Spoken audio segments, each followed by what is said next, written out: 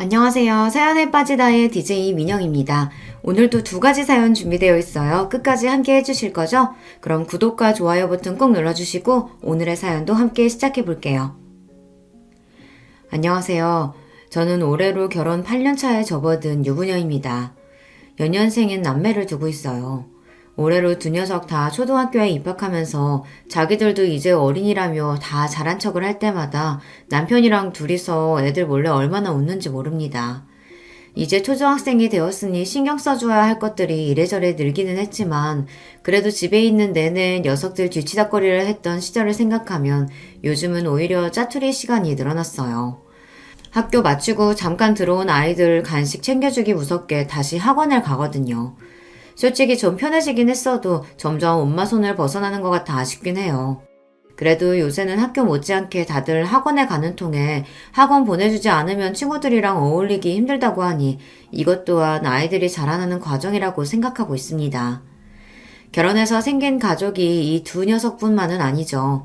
남편과 결혼하면서 시댁 식구들 역시 좋든 싫든 저의 법적인 가족이 되었어요. 시댁 식구들 중에서도 유난히 제 마음이 쓰이게 하는 사람은 제 시어머니입니다. 어머님이 뭘 그렇게 잘못했다고 그렇게 마냥 참고만 사세요? 이제 자식들 다 키웠고 마음에 걸릴 게 뭐가 있다고요. 어머님 하실 말씀 다 하고 사세요. 내가 이렇게 산 게 하루 이틀도 아니고 이제 와서 뭘 어떻게 하겠니? 모르면 몰랐지. 이제 제가 알고 있는데 저는 어머님 그렇게 사시는 걸 못 봐요. 시어머니께서 평생을 숨기고 사시던 비밀을 처음 알게 된 날, 저는 그야말로 충격의 도가니에 휩싸여 정신을 차릴 수가 없었습니다. 세상에 남들한테 말만 들었지 저는 제 주변에 그런 사람이 있으리라고는 생각조차 하지 못하고 살았거든요. 시어머니는 여전히 누군가에게 이런 사실을 밝히기를 꺼려했지만 저는 이게 시어머니가 움츠리고 위축되어야 할 일이 아니라고 생각해요. 이게 다 무슨 소리인가 싶으시죠? 평소에 이 채널에서 삶의 지혜를 많이 보여주신 여러분들이시니 저와 저희 어머니의 사연을 한번 들어보시고 제가 제대로 대처한 게 맞는지 한번 봐주세요. 저랑 남편은 연애를 그렇게 길게 한 편이 아니에요. 직장 다니다 아는 분 소개로 처음 만나 둘 다 처음부터 호감을 가지는 바람에 만난 지 얼마 되지 않아 결혼을 했거든요. 둘 다 이미 사회인으로서 직장 생활을 하고 있었고 어느 정도 기반도 잡아가고 있던 차였던 터라 결혼을 결심하기가 더 수월했던 것 같아요. 특히나 저 같은 경우는 부모님이 워낙 사이가 좋으시거든요. 가정 환경이 이래서 그런가 저 역시 자연스럽게 좋은 사람 나타나면 결혼하는 걸 당연하게 생각하기도 했어요.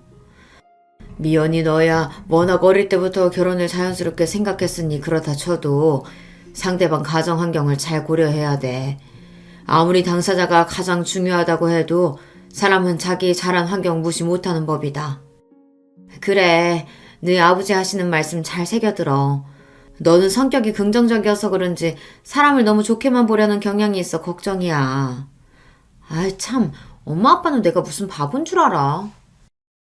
친정 부모님 앞에서 큰 소리를 떵떵 치기는 했으나 솔직히 속으로 집안보다 내가 상대가 좋으면 그만이지 생각하고 있었기에 좀 뜨끔했습니다. 그때는 저도 젊었잖아요. 사랑 하나만으로 온갖 세상 역경 다 헤쳐나갈 수 있다고 믿는, 좋게 말하면 낭만적이고 있는 그대로 말하자면 다소 철이 없었죠. 남편과 결혼까지 생각하고 있었음에도 불구하고 남편의 가족들에 대해서는 아직 큰 관심이 없었습니다. 물론 가정사에 뭔가 문제가 있었다면 저도 그렇게 쉽게 넘어가지만은 못했겠지만 남편 성격이 워낙 수더분하다 보니 집안에 큰 우환이 있을 거라고는 생각하기 어렵기도 했고요. 그러고 보면 원옥 씨는 가족들 얘기는 잘 안 하는 것 같아. 나는 집에 무슨 일이 있었을 때마다 오만 얘기 다 하는 것 같은데 하긴 내가 너무 가족 얘기를 많이 하는 편이긴 한가? 저는 가족들하고 워낙 사이가 돈독하다 보니 이런저런 소소한 일들이 제법 많거든요. 사람 만나서 얘기를 하다 보면 자연스럽게 가족들에 대한 얘기가 나오곤 합니다. 이런 저와는 달리 남편은 연애할 때도 본인 본가 식구들 얘기는 어지간해선 잘 안 하는 편이었어요. 저에 비해 말수가 많지 않은 편이라서 그렇기도 했겠습니다만 친정 부모님 얘기를 듣고 보니 정말 남편 가족에 대한 정보가 거의 없기는 하더라고요. 제 말에 남편이 좀 무안해하더니 말했습니다. 아니야, 생각해보니 서로 결혼 이야기가 오고 하는데 상대방 가족에 대해서 들은 얘기가 너무 없으니까 미연 씨처럼 생각할 수 있지. 일부러 그랬다기보다는 원래도 누군가한테 가족 얘기를 그렇게 자세하게 해본 적은 없는 것 같아. 그렇다고 딱히 집에 문제가 있다거나 한 건 아니야. 우리 집엔 아들만 둘이잖아. 나나 동생이나 딱히 부모한테 살가운 편도 아니었고. 사춘기 이후로는 집에서 잘 때 빼곤 내도록 밖에서 친구들이랑 어울렸고, 대학 가면서 독립하고 나와서 사니까 아무래도 전보단 더 볼 일이 없어지기도 하고. 그래서 가족들하고 미연 씨네 집처럼 그렇게 어울릴 일이 잘 없어. 일부러 얘기를 안 했다기보다는 뭐 딱히 할 말이 별로 없었다는 게 더 맞겠네. 무안해하면서도 하는 말이 어느 정도 납득이 가더라고요. 저희 집안 분위기는 서로 스스럼 없이 참견하고 어울리는 게 당연했지만 집안 분위기야 각각의 가족마다 다를 테니까요. 저희가 이렇게 지내고 있긴 하지만 아들만 있는 집들 중에서는 남편네처럼 저렇게 별 이유 없이 서로 대면대면한 집도 꽤 있다고 듣기도 했고요. 그리고 그게 뭐 크게 잘못된 건 아니죠. 이왕이면 서로 잘 지내면 제일 좋기는 하지만 가족 구성원 중에 누군가가 크게 분란을 일으키거나 골칫거리가 아니라면 딱히 문제될 일이 아니라는 생각도 들었어요. 아니, 내가 뭐라고 그러려고 꺼낸 말이 아니라 그래도 이제 곧 가족 되신 분들인데 내가 그동안 너무 무심하게 군 건 아닌가 괜히 찔려서 물어본 거였어. 그럴 수도 있지. 우리 가족들이지만 유난스러운 데가 있는 건 나도 알아. 우리 집이 오히려 흔치 않은 걸 수도 있고. 아니야. 그렇게 생각한 적 없어. 사실 내심 부러웠던 적도 많아. 미연 씨는 부모님이 다정하시고 미연 씨도 형제자매 간 사이도 좋고 부모님께도 잘하잖아. 나 미연 씨 하는 거 보고 뜨끔했던 적도 많아. 미연 씨가 그만큼 가족들한테 잘하니까 이렇게 사이가 좋은 거겠지. 나는 그러질 못하니 집안 분위기가 다른 걸 테고. 그런 생각 드니까 미연 씨 보기 좀 민망하기도 하더라. 괜히 남편을 쑥스럽게 만든 건 아닌가 싶긴 했지만 그래도 남편 역시 느낀 바가 있었는지 그 후로는 조금씩이나마 가족들 이야기를 해주더라고요. 내 동생 현욱이는 저번에 밥 한 번 먹으면서 이미 봤고 만나는 사람은 있다는데 아직 사회초년생이라 당장 결혼 계획은 없는 것 같아. 그리고 요새 무슨 생각을 하고 사는지는 딱히 잘 모르겠네. 평소에도 서로 대화가 많은 편은 아니라서. 그래도 사이가 나쁘지는 않아. 같이 밥 먹으면서 직접 봤으니 사이가 나쁘지 않다는 말은 맞는 것 같았습니다. 요란스럽지는 않아도 저에게는 다정한 남편인데 이게 아내 대하는 거랑 형제 대하는 건 다른 모양인지 남편이나 시동생이나 서로에게 무덤덤한 편이더라고요. 만나기만 하면 서로 장난 걸고 스킨십하고 시끌벅적한 저나 제 동생들을 생각하면 담백하기 짝이 없는 형제간이었습니다. 부모님은 초등학교 앞에서 거의 30년 가까이 문구점을 하고 계시는데 사실 말이 문구점이지 애들이 왔다 갔다 하면서 필요한 소소한 물건들 파는 그런 곳이라 규모가 그렇게 크지 않아. 부모님께서 두 분 다 문구점을 하셨기 때문에 뭐 어렸을 적부터 나랑 동생은 집에서 둘이 있거나 아님 뭐 학원을 다니거나 그런 경우가 많았고 그래서 부모님이랑 집에서 살갑게 대화하거나 그럴 시간이 많이 없었어. 주연 씨랑은 가정환경이 좀 다른 편이지? 아무래도 어릴 적부터 부모님 두 분 다 일을 하신 것 같으면 부모님께서 항상 바쁘셨을 테니까 사이가 대면대면하다는 말이 조금 이해가 가기도 했어요. 덤덤하게 얘기하는 남편 말을 듣고 있자니 말은 저렇게 아무렇지 않은 것처럼 해도 한창 부모님 돌봄을 받아야 할 나이에 동생까지 챙겼어야 했으니 조금은 결핍이 있지 않을까 하는 생각도 들었습니다. 그래서 괜히 농담처럼 물었어요. 그래도 학교 다닐 때 학교 앞 문구점 아들, 딸들이 제일 부러웠었는데 갖고 싶은 물건도 많고 신기한 것도 많아서 친구들이 많이 부러워했을 것 같아. 그건 진짜 어릴 때나 그랬던 거고 어차피 다 팔아야 되는 물건인데 뭘. 철딱서니 없이 부모님 고생하는 거 뻔히 하는데 그런 물건들 함부로 만지고 그럴 수는 없지. 그리고 말이 문구점이지 요새는 학교 차원에서 애들 필요한 물품들 다 단체 주문하거나 해서 준비하는 경우가 많거든. 뭐 학용품을 사러 온다기보다는 애들 장난감 비스무리한 것들이나 아니면 간단한 간식류들 파는 게 수입의 대부분이야. 아, 간식이면 과자나 음료수 뭐 그런 거 가져다 두고 파는 거야? 뭐 그런 간단한 것들도 있고 애들 좋아하는 떡볶이나 뭐 간단한 분식류 같은 것들도 같이 팔기도 하고. 그런 것까지? 그게 보통 손 많이 가는 게 아닐 텐데. 분식집처럼 본격적으로 하는 건 아니고 애들 간단하게 요기 삼을 컵볶이나 간단한 간식류 정도지 뭐. 말이 간단하겠지. 애초에 식당으로 만들어진 것도 아닌데 그 열악한 환경에서 조리를 한다는 게 결코 쉽지 않을 터였습니다. 듣다 보니 남편도 본인 부모님이 얼마나 고생을 하시는지 체감을 잘 못하는 것 같이 들렸어요. 그러면 그런 음식들은 다 어머님이 하시고? 그렇지. 아버지는 본인 손으로 평생 라면 한 번 끓여 드시는 거를 본 적이 없는 분인걸.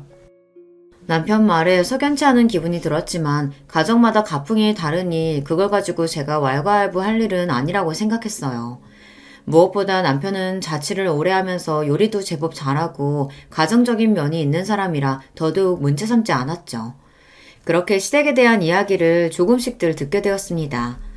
얼마 지나지 않아 본격적으로 결혼 준비가 시작되면서 양가 부모님 상견례가 있었어요. 저희 부모님이야 워낙 사교적인 분들이셔서 상견례 분위기가 부드럽게 풀렸습니다. 시댁 쪽에서도 저희 결혼에 대해 딱히 불만이 있어 보이진 않았어요. 하하, 살다 보니 이렇게 참한 며느리 보는 날도 오고 자식 키우다 보니 이렇게 좋은 날도 오네요. 시아버지께서 호탕하게 껄껄 웃으시며 말씀하셨습니다. 어찌되었든 첫 만남에 저를 마음에 들어 해주시니 저도 기분이 나쁘지 않았어요. 시아버지 옆에 앉아 계시는 시어머니는 말없이 다소 경직된 미소만 지으실 뿐 옆에 앉은 남편 하는 말에 주로 고개를 끄덕이셨습니다. 말씀이 많지 않다는 첫인상을 받았어요. 그렇게 상견례 자리 내내 시어머니 목소리를 듣는 일은 거의 없었어요. 말씀은 주로 시아버지께서 다 하셨습니다. 상견례를 무사히 치른 후 긴장이 다소 풀려서 마음이 풀어졌어요. 남편과 그날 있었던 일을 두런두런 나누던 차에 제가 말했습니다. 아버님께서 참 호인이시더라. 서로 처음 만난 자리니까 어색할 법도 한데 말씀도 잘해주시고 나한테도 좋은 얘기만 해주셔서 내가 긴장이 많이 풀렸어. 당신이 이야기한 것보다 훨씬 다정하신 것 같은데? 그러자 남편이 대수롭지 않게 말했습니다. 아버지 원래 좀 그러셔. 집 밖에서나 처음 만난 사람한테는 쉽게 잘 다가가시고 말주변도 좋으시고 그런 편이야. 정작 나나 엄마한테는 평생 무뚝뚝한 분이긴 하지만. 저야 방금 듣고 본 것이 시아버지에 대해 아는 전부이니 아까 그렇게 활짝 웃으며 말씀하시던 분께서 그렇게 무뚝뚝한 분이시라는 게 상상이 잘 가지 않았습니다. 남편한테 그런 이야기를 듣고 보니 옆에서 내내 말씀이 없으시던 시어머니가 조금 신경이 쓰이더라고요. 그럼 어머니께서는 평소에도 말수가 저렇게 적은 편이셔? 어머니는 좀 그런 편이시긴 해. 우리 키우면서도 큰 소리 한 번을 내신 적이 없으니까. 당신이랑 현욱 씨가 엄청 효자였나 보네. 아무리 말 잘 듣는 애들이라고 해도 어머니가 집에서 소리 한 번 지르지 않고 키우기는 쉽지 않으셨을 텐데. 왜 그런 말도 있잖아. 아들 있는 집 엄마는 아무리 성격이 소녀 같아도 호랑이 엄마가 된다고. 나나 동생이 말을 잘 듣는 편이긴 했어도 엄마가 항상 우리한테 말을 조심하시긴 했지. 우리 무던한 성격은 아무래도 엄마 쪽에서 온 게 아닌가 싶어. 얘기를 듣다 보니 시어머니가 더 궁금해지더라고요. 상견례에서 많은 대화를 나누지 못해서 더 그런 것도 있었겠지만 인상 자체가 부드럽고 조금은 주눅들어 보이시는 게 왠지 마음이 더 갔습니다. 앞으로 결혼하면 평생 뵐 뿐이니까 그래도 저희 친정 부모님 닮아서 사교적인 성격인 편인 제가 먼저 살갑게 다가가야지 하고 다짐했습니다. 양가 상견례까지 잘 마쳤겠다. 저희 결혼은 순조롭게 진행되었어요. 그 후로 시댁을 몇 번 더 찾아뵈었지만 여전히 시아버지께서는 제게 친절하셨고 시어머니는 말씀은 많지 않으셔도 늘 저를 반겨주셨어요. 이만하면 제법 괜찮은 시댁이다 라는 생각이 들었습니다. 먼저 결혼한 친구들 중에서는 시댁 식구들 중에서 유별난 사람들이 꼭 한둘씩은 있어서 마음고생을 하는 경우가 꽤 있었거든요. 특히 시어머니 문제로 말이에요. 하지만 애초에 말씀 자체가 많지 않으신 시어머니였기 때문에 갈등의 소지는 딱히 보이지 않았습니다. 오히려 곧 며느리로 들어올 저에게 아직도 낯가림을 하시는 것 같았어요. 어머님 이리 주세요. 제가 도와드릴게요. 아니야. 시집 오면 우리 애랑 살면서 살림할 것도 갑자기 확 늘어날 텐데 벌써부터 고생스럽게. 이렇게 저를 배려해 주시는 말씀도 서슴없이 하셨고요. 이런 분이 결혼한 후라고 갑자기 돌변하셔서 며느리 시집살이를 시키실 분으로 보이지는 않았습니다. 그렇게 저와 남편은 드디어 결혼식을 무사히 끝냈어요. 결혼 이후로 짧은 신혼여행을 다녀온 뒤 곧장 회사로 복귀해서 신혼생활에 적응하느라 저와 남편 모두 눈꼴 뜰 새 없이 바빴습니다. 생각보다 저희 친정이나 시댁에 갈 일이 그리 자주 있지는 않았어요. 저희 친정에서야 아직 새로운 생활에 적응하느라 바쁜 저를 배려한다고 그러셨겠지만 시댁에서도 굳이 새로 며느리가 된 저를 일부러 불러내시지도 않더라고요. 이 역시 저에 대한 배려라고 느꼈습니다. 그래도 제 입장이 며느리인지라 시부모님께 마냥 신경을 안 쓸 수가 없더라고요. 결혼을 했으면 이제 저도 그 집 식구인데 두 분 어떻게 생활하시나 궁금하기도 했고요. 그래서 남편보다 일찍 퇴근한 날 남편에게는 따로 이야기하지 않고 시부모님께서 평생을 일해오셨다는 문구점으로 향하게 되었습니다. 어머님, 아버님, 저 왔어요. 아이고, 세아가, 이 시간에 여기는 어쩐 일이냐? 생각지도 못했던 저의 등장에 시어머니와 시아버지 두 분 모두 눈이 휘둥그레졌습니다. 시아버지께서는 놀란 와중에도 버선발로 저를 반갑게 맞이해 주셨어요. 아무래도 시간이 퇴근 시간 무렵이다 보니 초등학생 손님들이 다 빠진 모양인지 가게가 한산했습니다. 말이 문구점이지 남편 말처럼 요새 아이들이 문구점에 와서 학용품이나 준비물을 사는 편은 아니다 보니 규모가 소박한 편이었어요. 남편 말처럼 아이들 장난감이나 놀이거리들이 가득 쌓여있는 한쪽에 떡볶이를 비롯한 간단한 부식들이 놓여있는 공간이 보였습니다. 제 한 평이 될까 싶은 협소한 공간이었죠. 바로 그 공간이 그 좁은 문구점 안에서도 시어머니께서 수십 년을 일해오신 곳이었어요. 주변을 둘러보니 안쪽에 두 분이 잠시 쉴 수 있는 쪽방이 있는 것을 빼고는 요리를 할 만한 공간이 마땅치 않아 보였습니다. 생각처럼 간식 판매하기에는 좀 열악해 보였어요. 며느리에게 예고도 없이 일하는 장면을 보이게 된 게 많이 민망하셨던지 시어머니 얼굴이 좀 붉어 보였습니다. 두 분 당황스럽게 괜히 연락도 하지 않고 불쑥 찾아온 건가 싶었지만 그래도 여기서 일하시면서 제 남편 잘 키워주시고 지금껏 길러주셨으니 저도 가족으로서 오지 못할 곳에 온 것은 아니라고 생각했습니다. 두 분 일하시는 거 보면서 추워도 부끄럽다거나 하는 생각은 감히 해본 적도 없어요. 세상에 존재하는 모든 노동은 고귀한 것이고 두 분이 떳떳하게 일하셔서 버신 돈인데 그렇게 생각할 이유가 전혀 없었죠. 그래서 저는 시어머니 손을 꼭 잡고 말했습니다. 어머니 정말 대단하세요. 저는 워낙에 손재주가 없어서 남들 먹이기는커녕 제 입 하나 채우기도 그렇게 힘들던데 이 근처에 학생들이 어머니 떡볶이를 그렇게 좋아한다면서요? 저도 한번 먹어보고 싶어요. 아이고 하루 종일 일하느라 고생했는데 겨우 이런 음식 먹어서 되겠어? 이런 음식이라뇨. 저 떡볶이 진짜 좋아해요. 일하는 곳에 처음 찾아온 며느리에게 소박한 음식을 내놓자니 미안하며 어쩔 줄을 모르시면서도 슬그머니 시어머니 표정이 풀어지는 게 보였습니다. 제가 시어머니께 관심을 보이고 옆에 붙어있자 반갑게 맞이하시던 시아버지도 금세 제게 관심을 거두시곤 정리하시던 문구류들을 다시 만지기 시작하셨어요. 아버님도 와서 같이 드세요. 응, 나는 요기한 지가 얼마 안 돼서 이거보다 맛있는 거 사줘야 하는데 그걸로 되겠어? 괜찮아요. 어머님 솜씨가 워낙 좋으시잖아요. 그렇게 생글생글 웃고는 드디어 어머님 떡볶이 맛을 보았습니다. 평소에도 워낙 손맛이 좋은 분이시라 그런지 떡볶이도 진짜로 맛있었어요. 제가 떡볶이를 좋아하기도 하지만요. 어머님, 이 정도 솜씨면 따로 분식집을 차리셔도 대박 나겠어요. 아, 내가 무슨 그럴 재주가 되나 뭐. 얼굴을 붉히시면서도 새 며느리 칭찬에 기분이 좋으신 듯한 시어머니였습니다. 말수가 많지는 않으셨지만 이렇게 시어머니 말씀하시는 걸 듣고 보다 보면 자기 스스로를 많이 낮추시는 것 같다는 생각이 많이 들었어요. 왠지 모르게 자신감도 좀 없어 보이시고 귀도 눌려 보이시고 한평생 열심히 일하셔서 자식들 다 장성시키고 본인 힘으로 이렇게 생활을 잘 꾸려가고 계신데 그럴 이유가 전혀 없었음에도 말이죠. 그날 집에 돌아와서 밤늦게 퇴근한 남편에게 시부모님의 문구점 첫 방문을 미주알 고주알 떠들어댔습니다.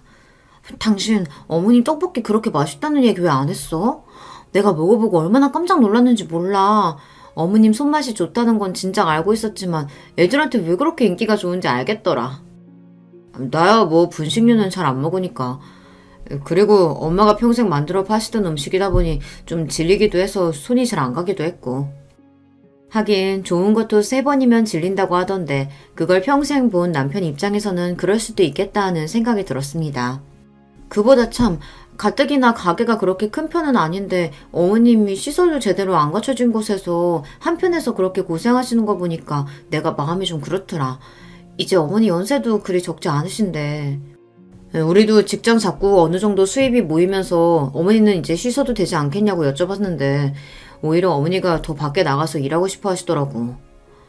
어머님 성격이 그리 사교적인 편은 아니셔서 고생스럽지 않으실까 했는데 아무리 애들이라고 해도 하루 종일 손님 상대하는 게 힘들지 않으실까 싶었는데 그건 또 아닌가 봐.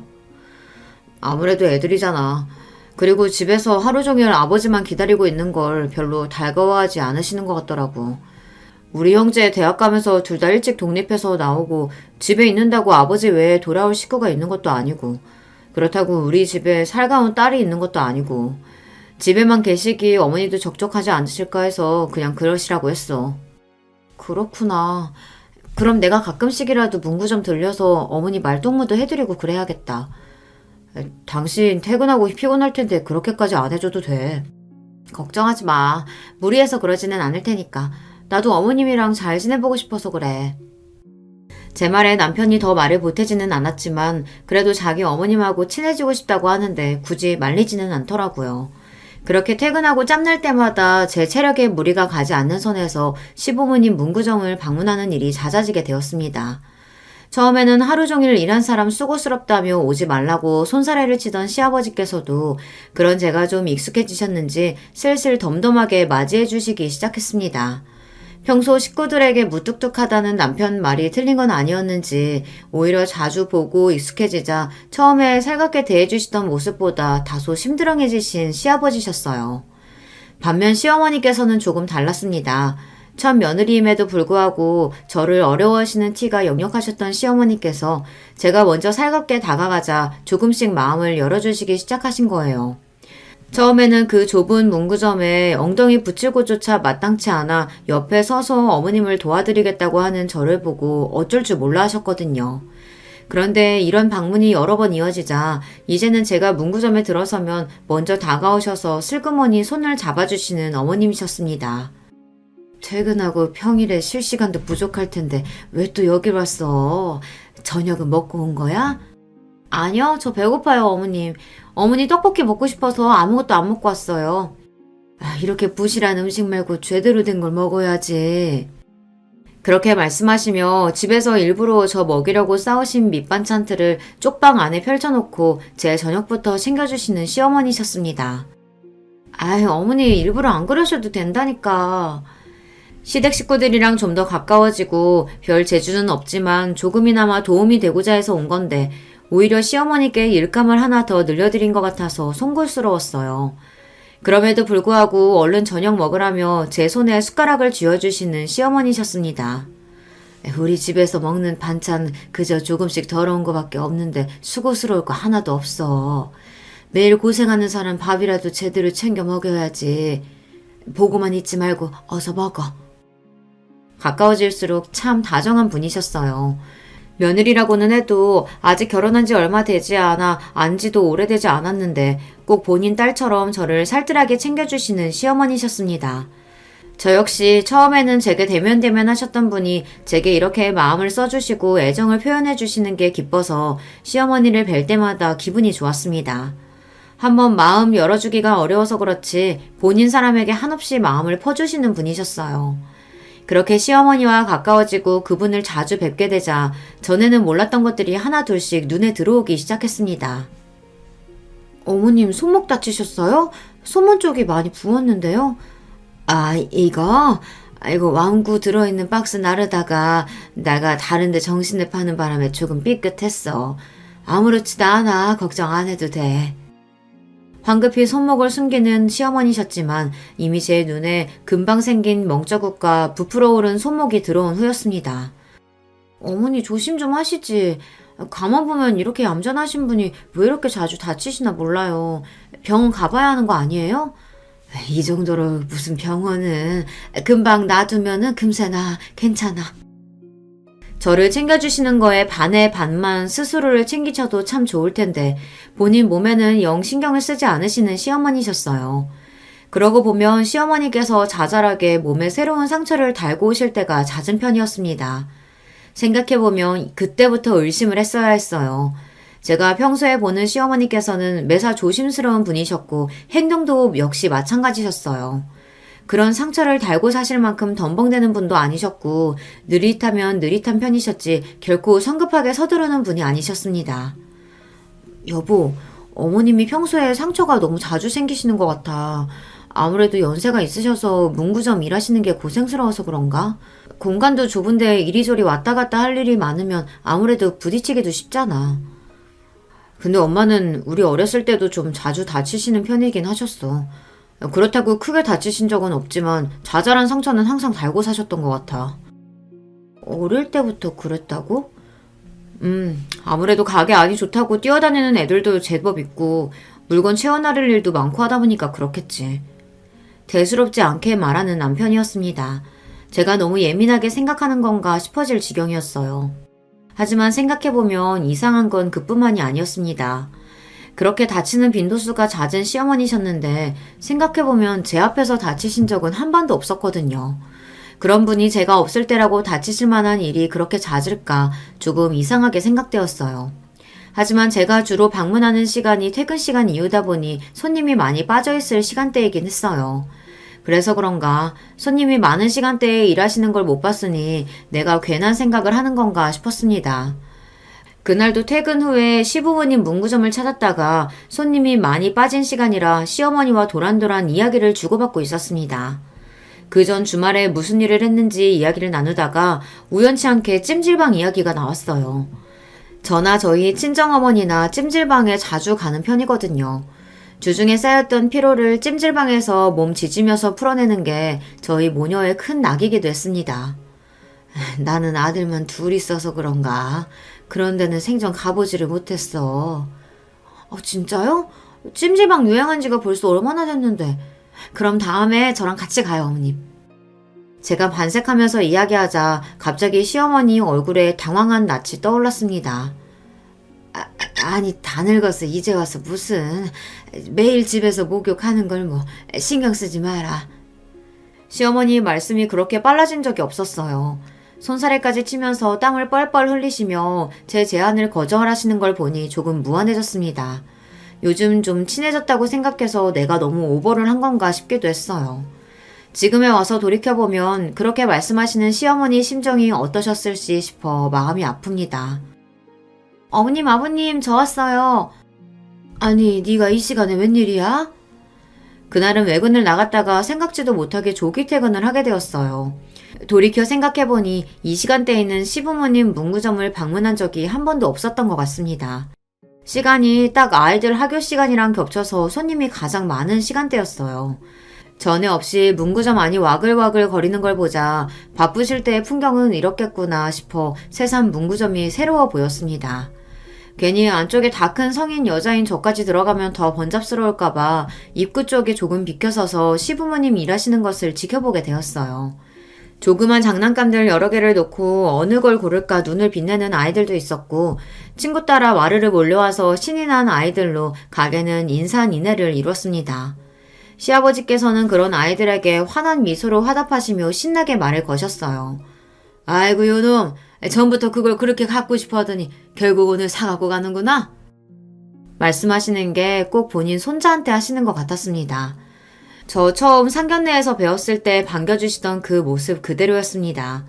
집안에서보다 밖에서 더 살가운 분이라는 남편 말도 다시금 떠올랐고요. 어쨌든 문구점에서 일을 하시는 게 시아버지 적성에 맞아 보였어요. 생각 외였던 거는 시어머니의 모습이었습니다. 막 학교 끝나고 들어온 아이들이니 얼마나 배고플 때예요. 시어머니가 갓 끓여낸 떡볶이 한 컵 받겠다고 주변에 바글바글 모여있는 아이들을 보면서도 시어머니 얼굴은 싫은 기색 하나 볼 수 없었습니다. 혹시 아이들 다치기라도 할까봐 떡볶이가 너무 뜨거우면 옆에 있던 부채를 살살 붙여서 조심스레 건네주기도 하셨고요. 아직 철없는 아이들이니 상대하기가 쉽지 않으셨을 텐데도 열심히 후후 떡볶이를 불어 시키며 입안에 쏙 넣기 바쁜 아이들을 바라보는 시어머니 얼굴은 보람차 보였습니다. 말은 그렇게 하지 않으셨어도 시어머니도 이 일을 좋아하신다는 생각이 들었어요.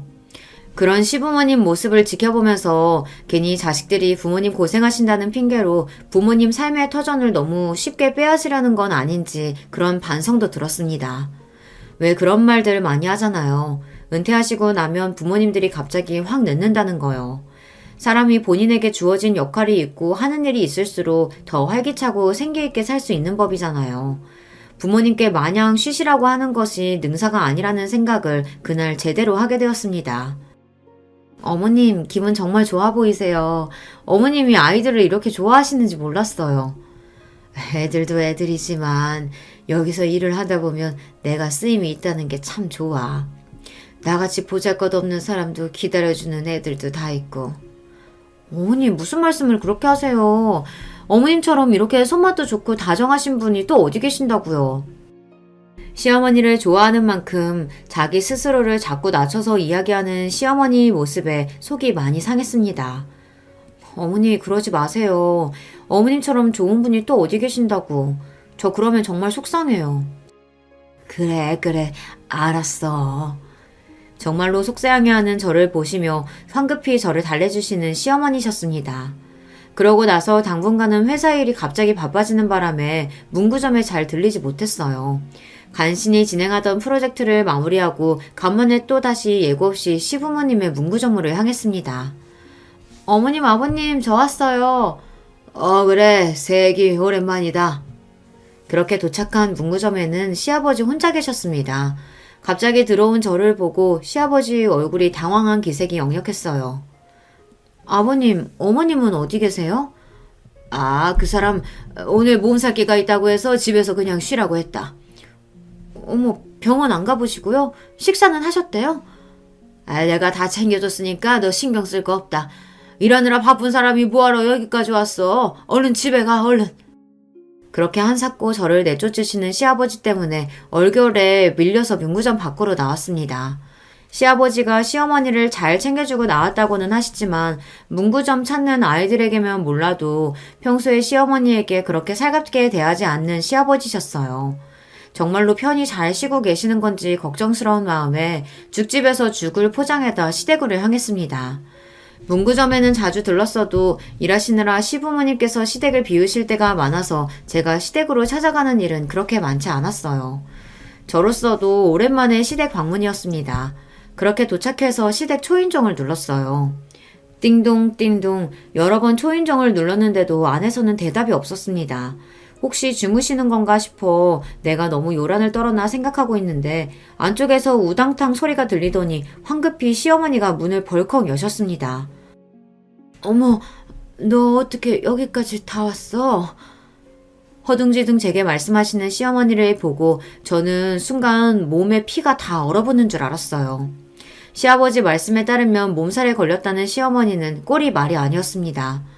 머리는 어디서 뜯겼는지 산발에 집안에는 가재도구가 나동그라져 있고 시어머니는 지금 눈앞에 서 있는 게 며느리인지 아닌지 정신도 제대로 차리시지 못하는 것 같았어요. 무엇보다 저를 경악하게 했던 건 시어머니 얼굴에 선명하게 남아있는 멍자국이었어요. 어머니, 도대체 이게 다 무슨... 그게 아니라... 시어머니 얼굴을 보고 경악에 차서 소리를 버럭 지르는 제 모습에 시어머니는 순간 주춤했습니다. 그제야 당신 눈앞에 서 있는 사람이 누구인지 제대로 인식을 하신 것 같았어요. 그만큼 시어머니께서도 경황이 없으셨다는 거겠죠. 나중에 알고 보니 이렇게 선명한 폭력의 흔적을 시아버지 외에 누군가에게 보이는 것 자체가 그날이 처음이셨던 거예요. 분명 시어머니는 공포에 질려 있었습니다. 어머님, 대체 누가 이랬어요? 이게 무슨 일이에요, 네? 아니야. 그건 아무리 좋게 봐주려고 해도 인간의 주먹이 만들어낸 명백한 폭력의 흔적이었어요. 당연히 의심스러운 건 시아버지였습니다. 상상조차 하기 끔찍하지만 그렇지 않으면 단 두 분이서 사시는 이 집 안에서 시어머니의 얼굴을 저렇게 만들어 놓을 사람이 대체 누구란 말입니까? 분노에 찬 저를 보고 시어머니는 이제 온몸을 덜덜 떨기 시작하셨습니다. 안 돼, 아가. 제발 그냥 못 본 걸로 해주면 안 될까? 어머니, 지금 이 지경을 하시고 무슨 말씀을 하시는 거예요? 저랑 당장 병원부터 가요. 안 돼. 다른 사람들 알면 안 돼. 몸을 떨다 못해 이제 오열을 하기 시작하신 시어머니는 극도의 흥분 상태였어요. 이러다가 정말 큰일 나지 싶어 일단 저는 시어머니부터 진정시키기로 했습니다. 떨림이 멈추지 않는 시어머니를 끌어안고 제가 말했어요. 알았어요, 어머니. 어머니 시키는 대로 할 테니까 제발 진정하세요. 네? 그렇게 한참을 안고 토닥이고 나서야 겨우 시어머니의 몸의 떨림이 진정되었습니다. 처음에는 이 사실을 들키면 안 된다는 생각에 정신없이 소리를 치시던 시어머니도 차츰 정신이 들며 며느리에게 부끄러운 꼴을 보였다는 수치심에 고개를 들지 못하셨어요. 어머님 잘못하신 거 하나도 없어요. 그러지 마세요, 제발. 주연아, 우리 아들들 나 이렇게 사는 거 아무도 몰라. 얘기하면 안 돼, 응? 어머님, 대체 언제부터 이러신 거예요? 아버님이 항상 이러셨어요? 그러자 설움이 복받쳤는지 시어머니께서 다시 눈물을 뚝뚝 떨구기 시작하셨습니다. 주연아, 내가 이렇게 산다. 나 너희 시아버지한테 평생 이렇게 맞고 살았어. 시어머니의 그 말 한마디에 피가 거꾸로 솟는 기분이었어요. 도대체 이 집안에서 얼마나 긴 시간 동안 있어서는 안 되는 일이 벌어졌는지 그 끔찍함에 입을 다물 수가 없었습니다. 가족에게 무심한 사람이라고 생각하긴 했지만 설마 시아버지가 이런 사람일 거라고는 상상도 하지 못했어요. 이게 도대체 사람이 할 짓입니까? 잘못이 있다고 하더라도 사람한테 손찌검을 해서는 안 되는 일인데 시어머니는 평생 시아버지 하는 말에 군말 없이 따르기만 하는 순종적인 분이셨습니다. 아무리 생각해도 시어머니가 이런 대접을 받을 이유가 없었어요. 더 기가 막혔던 건 평생 이렇게 사셨는데도 남편을 비롯한 아들 둘이 이걸 평생 몰랐다는 겁니다. 어머님, 아들들이 정말 몰랐다는 거 확실해요? 애들은 몰라. 원욱이도 현욱이도 절대 몰라. 내가 이거 모르게 하느라고 얼마나 애를 썼는데. 어머니, 도대체 이런 걸 왜 참고 사셨어요? 어머니가 뭘 잘못했다고요? 나도 네 시아버지 이럴 때마다 정말 끔찍했지만 그래도 애들한테 손 안 대는 게 어디야 라고 생각했어. 그 사람도 자식 보기 부끄러운 줄은 알았나 본지 평소에는 화가 나서 나한테 손을 대도 얼굴이나 눈에 드러나는 곳을 건들진 않았었는데 얼마 전에는 자기 성질을 못 이겨서 이렇게 만들어 놓긴 했지만 그래도 이렇게 얼굴을 대놓고 때리는 경우는 많지 않았어. 자기도 해놓고 나서 놀랐는지 며칠 가게 나오지 말라고 하더라. 그게 지금 할 소리입니까? 사람 얼굴을 이 지경으로 만들어 놓고 병원에 가지는 못할 망정 집안에 박혀있으라고 한 거나 마찬가지잖아요. 하기야 제정신이 박혀있는 인간이라면 어떻게 자기 부인을 이 모양으로 패놓을 수가 있습니까? 시아버지가 정말이지 야차같이 느껴졌습니다. 그때는 어떻게든 시어머니를 이런 끔찍한 환경에서 빼내야 한다는 생각밖에 들지 않았어요. 어머님, 이러다가 정말 큰일 나요. 한번 손찌검하기 시작한 사람은 절대 그 버릇 못 고친대요. 그래도 한번 이러고 나면 자기도 양심이 있는지 한동안은 안 건드려. 괜찮을 거야. 양심은 무슨 양심이요? 어머니, 사람 이렇게 만들어 놓고 무슨 양심이 있다는 거예요? 흥분해서 화를 주체하지 못하는 저를 도리어 어머니께서 달래시는 판국이었습니다. 어머니 정말 이대로 사실 거예요? 어머니가 괜찮으실진 몰라도 저는 어머니 이렇게 사시는 거 절대 못 보겠어요. 그러고는 그 자리에 주저앉아 펑펑 울기 시작했어요. 처음에는 우는 저를 보고 어쩔 줄을 몰라 하시던 시어머니께서도 이내 제 옆에 주저앉아 엉엉 울음을 쏟아내기 시작하셨습니다. 마치 그간의 서름을 다 쏟아내려는 듯 말입니다. 그리고 정말이지 칼을 가는 한 달여의 시간이 지났습니다. 그동안 일부러라도 문구점을 찾아가거나 하는 등의 혜연아 시아버지 마주칠 만한 짓을 하지 않았어요. 만반의 준비를 마치기 전까지 발톱을 숨기고 때를 기다렸죠.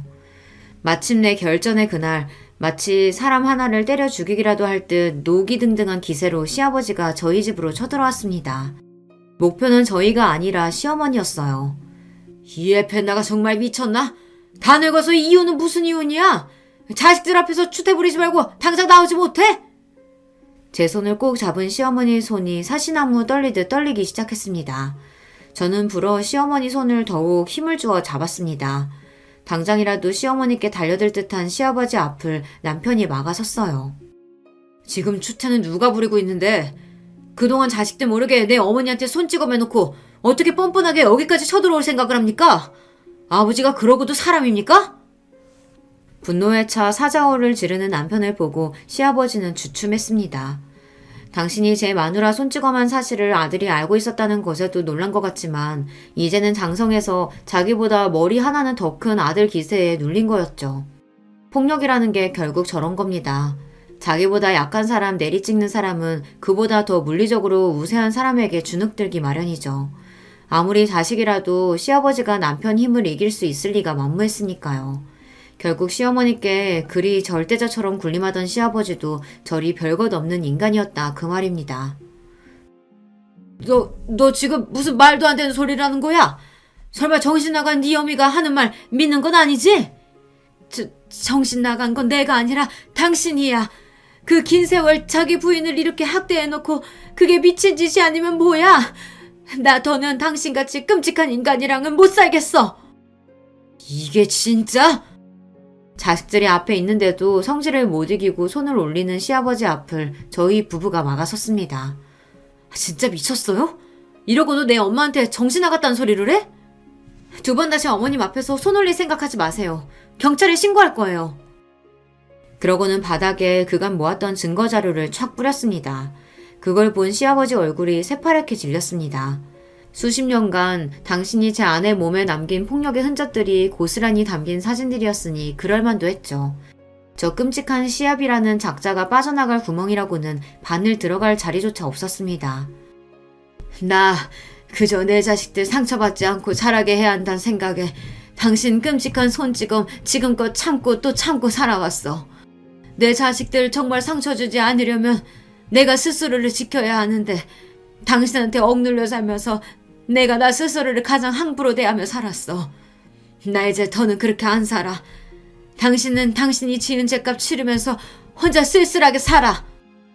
여전히 자신에게 폭력을 행사한 남편에게 겁에 질려 있으면서도 덜덜 떠는 목소리로 한 맺힌 지난 세월을 당당하게 소리치는 시어머니였습니다. 접은 성정에 저런 말씀을 하시기까지 얼마나 많은 상처를 입으셨을까 생각하니 곁에 서 있는 저도 남편도 눈물을 참을 수가 없었어요. 행여나 엄마 앞에 나타나서 더러운 짓거리 할 생각 말아요. 나나 현욱이나 더는 당신 손에 엄마 두지 않을 테니까. 내 엄마한테 손댄 거 안 순간부터 우리 형제한테 아버지는 없습니다. 다신 우리 앞에 나타나지 말아요. 자기가 죄다 잘못해놓고도 뭐가 그리도 분한지 씩씩대던 시아버지가 당장이라도 사단을 낼 기세인 남편에게 눌려 마지못해 자리를 피했습니다. 긴장이 풀렸는지 다리에 힘이 풀린 시어머니가 그대로 주저앉으셨어요. 잘하셨어요. 잘하셨어요, 어머니. 그렇게 세 식구가 얼싸안고 또다시 펑펑 울었습니다. 사건의 전말은 이러했어요. 시어머니는 극구 만류하셨지만 본인 어머니가 어찌 사셨는지 아들들이 모르는 건 말도 안 됐습니다. 수차례의 설득 끝에 간신히 시어머니를 설득해 남편과 시동생에게 사실을 알리기로 했습니다. 어떻게 아버지가 이럴 수 있어? 어떻게 사람이 이런 짓을... 우린 그것도 모르고 자식이 돼서 엄마가 이렇게 산 줄도 모르고... 아버지에 대한 경악, 어머니의 지난 세월에 대한 분노, 그리고 일이 이 지경이 되도록 아무것도 몰랐다는 죄책감까지 남편과 시동생도 충격에 휩싸였습니다. 내가 이런 끔찍한 일을 당신한테 알리기로 한 건 지금부터는 무조건 당신이랑 도련님이 어머니 편이 되어줘야 하기 때문이야. 평생 자기 샌드백 취급한 아내인데 이제 와서 반항한다고 들어먹을 양반도 아니고 지금부터라도 아들들이 어머님을 확실하게 보호해줘야 한다고. 알았어? 그렇게 분노에 찬 두 아들들의 절대적인 지지를 얻어낼 수 있었습니다. 그 다음은 이혼 소송과 형사 고발을 위한 자료 수집이었어요. 시어머니께서 그동안 주기적으로 폭행당한 스스로의 몸을 촬영하시고 폭력의 증거를 수집해 오셨던 건 의외의 사실이었습니다. 나는 몰라도 혹시나 나중에라도 내 새끼들한테까지 손을 뻗치면 어쩌나 싶어 설마 하는 마음에 준비해 둔 거였어. 근데 이렇게 쓰게 될 줄은 나도 몰랐다. 잘하셨어요, 어머니. 이혼 소송은 물론이거니와 경찰에 시아버지를 고발하기에도 차고 넘치는 자료였어요. 그렇게 시어머니의 제대로 된 반격이 시작된 겁니다. 이건 시작에 불과했어요. 그동안 어머님이 부식 판매해서 현금 모인 건 다 시아버지가 따로 꽁쳐뒀다면서요. 그러면 이혼할 때 위자료나 재산 분할도 얼마 안 나올 텐데 그건 안 되죠. 어머님이 얼마나 고생해서 버신 돈인데 그 돈 숨겨둔 곳 모르세요? 왜 몰라. 그 사람 하는 짓이야 뻔한 걸. 그렇게 시아버지가 제가 몰래 숨겨둔 현금 숨겨둔 곳에서 돈이 줄줄 새는 줄도 모르는 동안 착실히 그걸 빼돌려다 금고에 따로 숨겨두었습니다. 와, 저는 은행 안 가는 사람 있다는 말만 들었지 현금을 그렇게나 숨겨둔 사람은 또 처음 봤네요. 애초에 세금 몇 푼 안 내보겠다고 숨겨둔 돈이니 어디 신고도 못할 테고 고스란히 시어머니 새 출발 자금이 될 돈이었습니다. 이혼에 형사처벌에 위자료에 합의금 뜯긴 것도 모자라 하이라이트로 시아버지 인생의 믿는 구석이었던 현금까지 죄다 털린 걸 알고 또 한 번 저희 집을 찾아와 시어머니 앞에서 난동을 부린 시아버지였으나 분노에 눈이 뒤집힌 형제에게 차례로 패대기를 쳐진 이후로는 아들들 무서워서 차마 저희 집에 접근하지 못했습니다. 어디 그뿐입니까? 무려 애들을 상대로 장사하면서 아내한테 손찌검을 해 이혼당했다는 소문이 쫙 퍼지자 문구점에 손님이 뚝 끊겼습니다. 제정신 박힌 부모라면 혹여서 틀리면 내 자식한테까지 손 올릴지 모를 막대먹은 사장님이 있는 가게에 애들을 보내겠습니까? 수십 년을 이어온 문구점이 금세 매물로 나오는 데는 긴 시간이 걸리지 않았습니다. 미연이 네가 아니었다면 지금까지도 그 인간한테 맞으며 살고 있었겠지. 누구한테라도 들키면 죽을 줄 알았는데 막상 나보다도 더 아파해주는 너를 보니 그제야 더는 이렇게 살지 않을 용기가 났다. 나는 네가 살려준 거야, 미연아. 한동안 정신관 치료도 받으시고 시어머니 역시 고생이 많으셨으나 서서히 지금은 회복하시며 진정한 본인의 삶을 살고 계세요. 요즘에는 또래들 동호회 활동도 조금씩 참석하시는 등 점점 밝아지시는 시어머니 모습에 뿌듯한 기분입니다. 고생하신 세월이 길었던 만큼 앞으로의 여생은 그저 행복만 가득하셨으면 해요. 오늘 제 여기는 여기까지입니다. 부디 저희 어머님 행복하시기 함께 기원해 주시면 더없이 기쁠 거예요. 들어주신 여러분 모두 좋은 하루 되시길 바랍니다. 안녕하세요. 저는 70이 넘은 노인입니다. 몇 년 전 제가 겪었던 무척 슬픈 사연이 있어서 한번 털어놓고 싶어 사연을 보내봅니다. 저는 젊은 시절 상당히 고생을 많이 하며 살았습니다. 굉장히 가난한 어린 시절을 보냈죠. 전쟁의 기억이 명확하게 있는 나이는 아닙니다만 저희 부모님은 전쟁으로 인해서 큰 타격을 입었습니다. 원래 시골에서 평범하게 농사 지으며 먹고 사는 데는 문제가 없는 가정이었지만 전쟁으로 인해 농토가 전부 폭격되고 나서는 아무것도 남지 않았다고 해요. 피난을 갔다가 돌아온 고향에는 정말 말 그대로 쑥대밭이 된 동네밖에 남은 것이 없어서 동네 사람들도 전부들 돌아왔다가도 발길을 돌려 서울로 향했다고 합니다. 저희 부모님 역시 마찬가지였고요. 그랬던 사정은 이해합니다. 그래도 서울에는 일자리가 있었고 설사 빌어먹더라도 사람과 돈이 있는 곳에 가서 빌어먹어야 할 테니까요. 그래서 부모님은 아무것도 없는 빈주먹으로 서울로 무작정 향해 오셨고 그 길에 아직 어렸던 저희 형제가 동행했습니다. 당시 아주 어려서 아예 기억도 없는 저와 저희 언니 그리고 저희 동생이 있었죠. 3자매 중에 제가 둘째였답니다. 저의 언니는 전쟁에 대한 기억이 희미하게 남아있는 나이여서 여태까지도 그 시절의 일을 기억하면서 몸서리를 칠 때가 많이 있죠. 동생은 그때 아예 갓난아기였고요. 부모님은 서울로 올라온 이후 많이 힘든 생활을 하셨습니다. 아마 지금 분들은 이해 못하실 수도 있는데요. 당시에는 불량식품을 만드는 일도 동네 가난한 집에서 일을 받아서 하고는 했었습니다. 초등학교 앞에서 팔던 오렌지 주스도 사실 오렌지 주스가 아니라 설탕물에 식용 염료를 탄 것이었죠. 빨간 다라이에 지하수를 들이붓고 거기다가 식용 염료를 타던 것이 기억나네요. 사실 설탕도 아니고 뉴슈가라고 당시에 비쌌던 설탕 대신 상대적으로 좀 저렴한 것을 이용하기도 했습니다. 뉴슈가는 씁쓸한 맛이 살짝 감도는 설탕 같은 감미료였죠. 거의 무너져가는 슬레이트 지붕 집 마당에 앉아서 빨간 다라이에다가 그렇게 불량식품인 오렌지 주스를 만들어서 초등학교 앞에서 장사하는 상인한테 넘겨주는 것이 저희 부모님의 일이었습니다. 사실 몸에 절대 좋을 리야 없는 음료였죠. 게다가 아이들이 먹기에는 정말 끔찍한 물건인데 그때 당시에는 그게 특별히 심각하게 위험한 일이라는 것도 몰랐답니다. 다라이는 제대로 씻지도 않았고 지하수도 안전한지 아닌지 전혀 모르는 상태였는데도 말이죠. 그때는 지금하고는 아예 개념 자체가 다르기는 했으니까요. 이런 일들은 종류가 무척 많았답니다. 이름 모를 생선살로 과자 같은 걸 만들기도 하고 아이스크림이라면서 얼린 음료수를 내다 상인에게 넘기기도 했습니다. 지금 생각하면 기야말 일이지만 그래도 그때 부모님이 이를 가리지 않고 열과 성을 다해 하신 덕분에 저희 자매들은 잘 클 수 있었죠. 어린 시절에는 정말 많이 가난했는데 점차적으로 그래도 사정이 나아져 갔어요. 물론 그렇다고 평균적인 집이 될 수는 없었습니다만 그런데 그러다가 사달이 난 거였죠. 아버지가 교통사고를 당하셔서 자리에 누워 일을 하지 못하시게 된 거였어요. 아니, 일을 못하시는 건 둘째치고 병원비가 아주 많이 들어가게 되었었죠.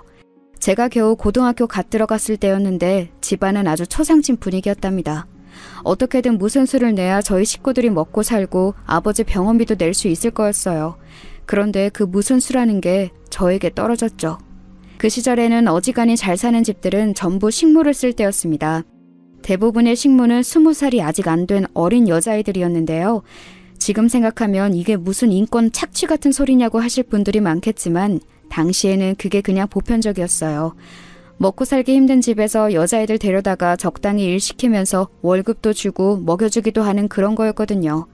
저희 동네에도 마침 아주 잘 사는 한의원 집이 있었는데 그 집에 식모가 사정이 있어 나갔다면서 구한다고 하더군요.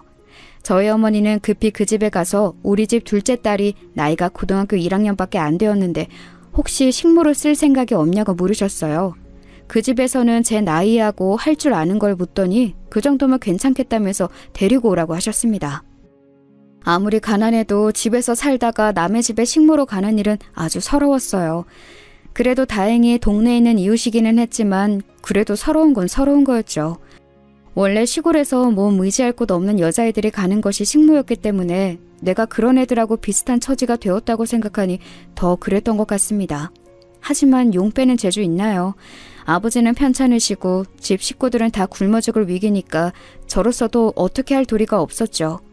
그래서 결국은 얌전하게 그 댁으로 들어갔어요. 식모는 밤 늦게까지도 그 댁 사람들이 부르면 바로 일어나서 일을 해야 하기 때문에 집으로 꼭 들어가야 하는 위치였죠. 그 댁 작은 방을 내주셔서 들어가 살게 되었습니다. 처음에는 무척 서럽고 힘들게 생각했는데 지내다 보니까 생각보다는 괜찮았어요. 아무래도 저희 집은 동네에서 제일 구석진 곳에 있었고 슬레이트 지붕을인 납작한 집이어서 여름에는 정말 미친 듯이 더웠거든요. 사우나나 찜질방 저리 가랄 정도로 덥고 습도가 높았어요. 하지만 잘 사는 집이라서인지 한옥기와 지붕도 높고 마당도 작지만 있어서 물을 뿌려 두셨거든요. 여름에는 마당 한켠에 물을 담가두고 거기에 수박도 넣어두고요. 음식을 잘 해잡수는 집이라서 저도 그곳에서 그간 먹어보지 못한 음식들을 잘 얻어먹었었지요. 일은 열심히 하는데도 살이 도리어 찔 정도였어요. 그리고 그댁 어른들도 좋은 분들이셨고요. 어르신이 한의원을 하셨는데 상당히 용하다고 소문난 분이어서 저희 아버지 침도 따로 놔주시고 약도 지어주시면서 돈도 받지 않으셨습니다. 덕분에 아버지가 절름거리면서라도 일어나 움직이실 수 있게 되어 무척 기뻤었죠. 하지만 그댁 자녀들은 좀 못된 데가 있어서 제가 밤에 일 마치고 좀 쉬려고 하면 꼭 불러다가 물을 떠다 달라, 옷을 다려달라, 신발을 가져다 달라 이래저래 시키는 일이 많았어요. 그렇다고 아주 악하고 못된 애들은 아니었는데 좀 얄미운 구석이 있었죠. 어떨 때는 그렇게 당하는 것이 억울해서 한 달에 한 번 있는 쉬는 날에 집에 가서 언니한테 마구 일러댔어요. 어린애들이 그렇게나 저를 부려먹는다고요. 사실 언니는 첫째 딸로서 자기가 집안을 책임지지 못하고 제가 대신 고생을 하는 것에 무척 미안함을 표현하고는 했어요. 언니는 저하고 5살 차이로 이미 20살이 넘어 성인이었기 때문에 식모로 들어가기에는 나이가 좀 있었던 거였죠. 원래 언니가 자기가 가겠다고 했지만 그 댁에서도 좀 어린아이가 그 집 자녀들이 대하기도 낫다면서 거절했었어요. 그런 상황이니 언니가 저한테 얼마나 미안했겠어요. 하도 미안해해서 제가 걔네들이 그렇게 못된 애들은 아니라고 그냥 좀 얄미울 뿐이라고 언니한테 도리어 해명을 해야 할 정도였죠. 장녀로서 아무것도 못해서 정말 너무 미안하다면서 언니는 제 손을 잡고 계속 주무르고 크림을 발라주었어요. 당시에는 화장품 크림을 방문 판매 아주머니들이 팔고는 했었는데 언니가 몰래 그거 하나를 사놓고서 제가 물일 때문에 손이 튼 걸 보고는 발라주고 했었죠. 언니의 그 손길 하나가 얼마나 큰 위로가 되었는지 몰라요. 당시 엄마는 아버지를 간병하고 돈을 버느라 저한테 신경을 쓸 여력이 없었고 언니 역시도 밖에 나가 식당에서 일을 하면서 돈 버느라 바빴는데 엄마가 아닌 언니가 저한테 정말 많이 배려를 해주었거든요. 동생은 아직 어렸지만 저한테 미안하다면서 빨리 다시 같이 살고 싶다고 매달렸었고요. 그래도 어려웠던 그 시절을 저희는 최선을 다해 같이 이겨냈어요. 주인댁 어르신의 침과 약 덕분에 아버지가 조금씩이라도 거동을 하게 되었고 덕분에 어머니의 간병 부담이 상당히 줄어들게 되었습니다. 언니는 식당에서 일하면서 그 식당 주인 눈에 들어서 좀 더 높은 급여를 받게 되기도 했고요. 그 즈음에 제가 20살이 넘게 되면서 주인 댁에서 나오게 되었죠. 아직 아이들이 어린이 고등학생쯤 되는 식모여야 애들이 좋다면서요. 주인 댁 어르신은 좋은 분이었기 때문에 제가 그만둘 때쯤 꽤 큰 돈을 저한테 쥐어주셨습니다. 지금으로 말하면 이를테면 퇴직금 같은 거였죠. 어르신이 하셨던 말씀이 기억나네요. 갑자기 큰 돈 생겼다고 막 쓰지 말고 꼭 이거 쥐고 발판 삼아 더 잘 살 생각을 해야 하는 거란다. 알겠니? 어르신이 하신 말씀은 진심으로 걱정해서 하신 말씀이었습니다. 아예 돈을 써본 적이 없는 애한테 큰 돈을 쥐어주니 아무래도 걱정이 되셨던 것 같았어요. 하지만 그 돈을 알게 된 어머니는 당연히 집안 식구들이 나눠 써야 한다고 주장하셨습니다. 그게 논쟁거리가 된다고도 생각하지 않으셨던 것 같아요.